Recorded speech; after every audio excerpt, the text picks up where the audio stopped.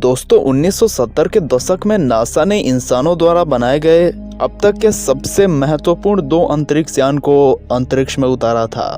जैसा कि आप सब जानते ही होंगे कि इन दोनों स्पेसक्राफ्ट का नाम था वॉयेजर 1 और वॉयेजर 2। इन्होंने सौरमंडल के साथ साथ सौरमंडल के बाहर के भी डेटा को हमारे वैज्ञानिकों तक पहुंचाया है। जो काम इन दोनों अंतरिक्ष यान ने किया है वो शायद आज तक का किसी भी अंतरिक्ष यान ने नहीं किया है। आज इन दोनों स्पेसक्राफ्ट को लॉन्च किए हुए 45 साल से ज्यादा हो चुके हैं और आज भी ये सही तरीके से फंक्शन कर रहे हैं और लगातार डेटा हमारे वैज्ञानिकों तक भेज रहे हैं। आज की इस वीडियो में हम आपको इस अंतरिक्ष यान के द्वारा की गई कुछ डिस्कवरीज और फोटोज दिखाने वाले हैं। तो वीडियो जाहिर सी बात है काफी ज्यादा इंटरेस्टिंग होने वाली है, तो एंड तक जरूर बने रहें। हेलो दोस्तों, मैं हूँ आपका दोस्त और होस्ट हर्षित तिवारी और आप स्पेस एंड हिस्ट्री ज्ञान चैनल से जुड़े हुए हैं। दोस्तों, साल 1912 में वॉयेजर 1 स्पेसक्राफ्ट ने पहली बार इंटरस्टेलर की दुनिया में अपनी कदम रखी थी। ये इंसानों द्वारा बनाया गया पहला ऐसा ऑब्जेक्ट था जो कि इंटरस्टेलर स्पेस में एंटर कर पाया था। इस स्पेसक्राफ्ट को 1970 के दशक में बनाया गया था, इसलिए इसमें काफी सिंपल इंस्ट्रूमेंट्स लगे हुए थे। इन इंस्ट्रूमेंट्स में 2 सबसे महत्वपूर्ण इंस्ट्रूमेंट थे, कैमरा और रेडियो रिसीवर। जैसा कि आपको पता होगा कि इसमें लगा हुआ कैमरा अंतरिक्ष के अलग अलग गैलेक्सीज एवं क्लस्टर्स की इमेजेस कैप्चर करता है और हमारे वैज्ञानिकों तक भेज देता है। इन्हीं डिफरेंट इमेजेस को स्टडी करके हमारे वैज्ञानिक अंतरिक्ष में इतने बड़े डिस्कवरीज कर लेते हैं। यह काम सुनने में आपको बहुत ज्यादा आसान लग रहा होगा, लेकिन असल में यह बहुत ज्यादा कॉम्प्लेक्स काम होता है। आपको जानकर हैरानी होगी कि हमारे वैज्ञानिक किसी भी गैलेक्सी या प्लेनेट के रंग और रूप को देखकर यह पता लगा लेते हैं कि वहां पर कौन कौन से एलिमेंट्स मौजूद हो सकते हैं। इस टेक्निक को स्पेक्ट्रोस्कोपिक के नाम से जाना जाता है।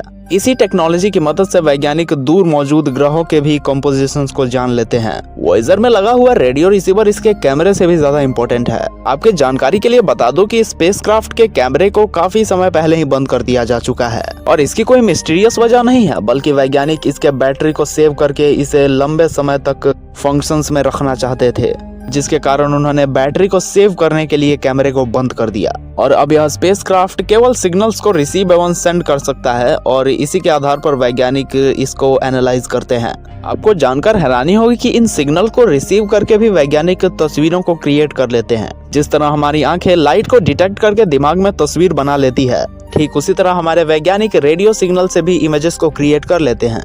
वॉयेजर स्पेसक्राफ्ट काफी समय से शांत था, लेकिन पृथ्वी से 23 अरब किलोमीटर की डिस्टेंस ट्रेवल करने के बाद बहुत ही ज्यादा मिस्टीरियस सिग्नल को रिकॉर्ड किया था। यह सिग्नल मधुमक्खी के बजिंग जैसी आवाज सुनाई पड़ रही थी और ये साउंड इतनी ज्यादा धीमी थी कि इसे सुनने के लिए वैज्ञानिकों को इसे एम्पलीफाई करना पड़ा था। अगर आपको नहीं पता है तो बता दूं कि एम्पलीफिकेशन एक ऐसी टेक्निक है जिससे धीमी आवाज को बहुत ज्यादा तेज किया जा सकता है। इस तकनीक में साउंड के एक्चुअल डेटा के साथ कोई छेड़छाड़ नहीं की जाती है, बस उसके लाउडनेस को बढ़ा दिया जाता है। जब इस सिग्नल को एनालाइज किया गया तो हमारे वैज्ञानिकों ने पाया कि यह कोई मिस्टीरियस सिग्नल नहीं है, यह तो बस कुछ गैसेस थी जिनका टेम्परेचर बहुत ज्यादा बढ़ने से उनमें वाइब्रेशन उत्पन्न होने लगता है और इस तरह की आवाजें सुनने को मिलती है।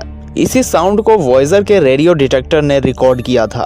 वैज्ञानिक बताते हैं कि ये वॉयेजर 1 और वॉयेजर 2 दोनों ही स्पेसक्राफ्ट अब कुछ ही समय में रिटायर होने वाले हैं। दोनों ही स्पेसक्राफ्ट इस साल या फिर 2026 में पृथ्वी से कांटेक्ट को तोड़ देंगे और ऐसे ही आगे बढ़ते रहेंगे। ऐसा माना जाता है कि इन स्पेसक्राफ्ट का अंतरिक्ष में डिस्ट्रॉय होने के चांसेस बहुत ज्यादा कम है, क्योंकि इसके रास्ते में शायद ही कोई ऐसी चीज आए जो इसे डिस्ट्रॉय कर सके। हालांकि वो बात अलग है कि इसे किसी व्यक्ति द्वारा खींच लिया जाए या फिर ये किसी एस्ट्रॉयड से जाकर टकरा जाए। और अगर ऐसा होता भी है तो ये कई लाख साल के बाद होगा, क्योंकि अभी तक जिस रास्ते से ये ट्रेवल कर रहे हैं उसके आसपास कोई भी ऐसा ब्लैक होल या भारी ऑब्जेक्ट नहीं है जो इसे क्षतिग्रस्त कर सके। वॉयेजर स्पेसक्राफ्ट पहला ऐसा स्पेसक्राफ्ट बना जिसने हमारे सौरमंडल के बाहर के ग्रहों की इतनी ज्यादा क्लियर इमेजेस हमारे पास भेजी। इन तस्वीरों के जरिए हम सौरमंडल में मौजूद ग्रहों के कॉम्पोजिशंस को समझ पाए थे।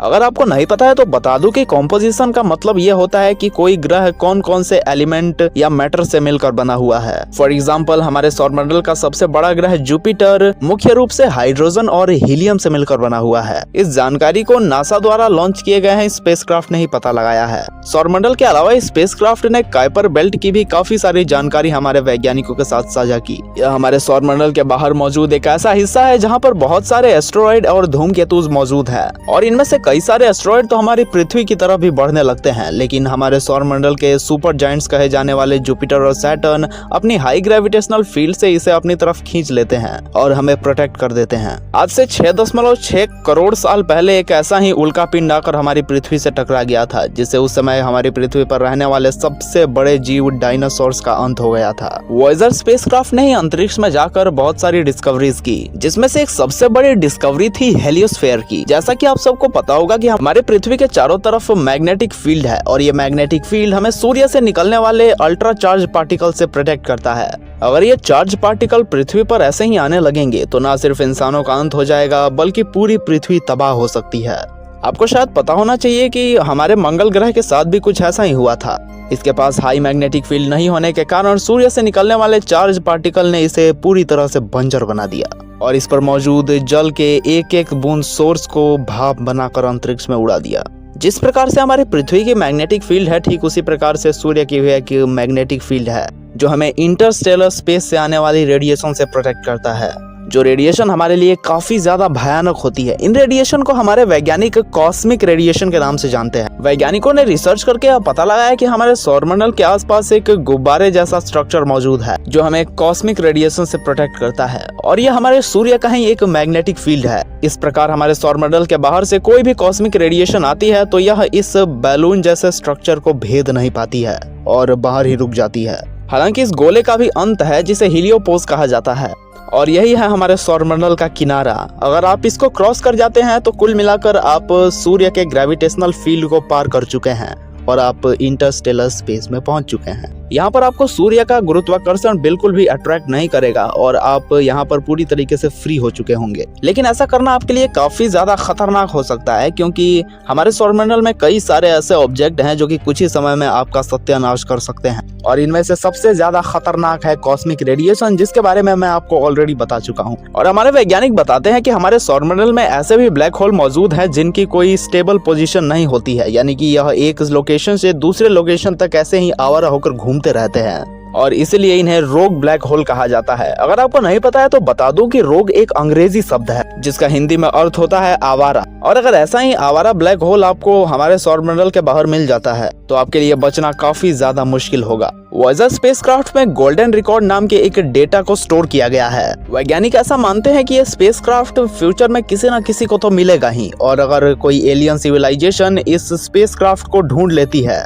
तो वह इस गोल्डन रिकॉर्ड को डिटेक्ट करके यह समझ जाएंगी कि आखिर ये स्पेसक्राफ्ट आया कहां से है। इस डिस्क में पृथ्वी की एग्जैक्ट लोकेशन लिखी हुई है, और साथ ही साथ पृथ्वी के भी कई सारे ऐसे डिटेल्स को लिखा गया है जिसके बारे में एलियंस पढ़कर इसे बहुत ही आसानी से हम तक पहुंच सकते हैं। इसके बावजूद हमारे वैज्ञानिकों ने इस गोल्डन रिकॉर्ड में इंसानों की आवाजें भी रिकॉर्ड की है, जिससे एलियंस हमारे काफी सारे आवाजों को भी सुन सकते हैं। यह आइडिया काफी सारे वैज्ञानिकों द्वारा अप्रोच भी किया गया था, क्योंकि कई सारे वैज्ञानिक ऐसा बताते हैं कि हमें एलियंस के बारे में खुद को इतने बेहतर तरीके से नहीं बताना चाहिए, क्योंकि वास्तविकता यही है कि हमें नहीं पता है कि हमारे ब्रह्मांड में किस तरह के एलियंस मौजूद होंगे और वह हमसे कितना ज्यादा पावरफुल होंगे। फिलहाल में तो हमने किसी भी एलियन सिविलाइजेशन को नहीं ढूंढा है, लेकिन इसका मतलब ये नहीं है कि हम फ्यूचर में कभी भी एलियंस को नहीं ढूंढ पाएंगे।